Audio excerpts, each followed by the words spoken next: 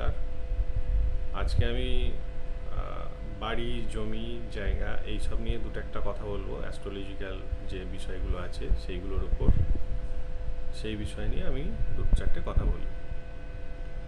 তো আপনারা দেখবেন যে অনেক সময় বাড়িতে বাস্তু দোষ দেখা দিচ্ছে,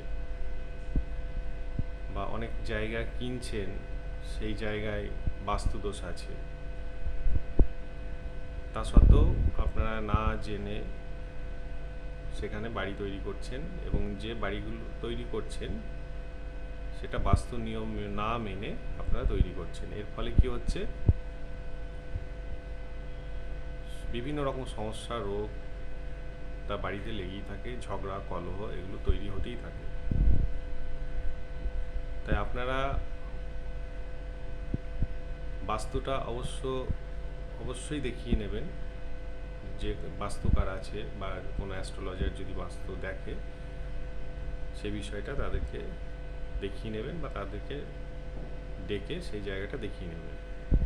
তাহলে কিন্তু বাস্তু যে দোষ সেটা থেকে আপনারা মুক্তি পাবেন।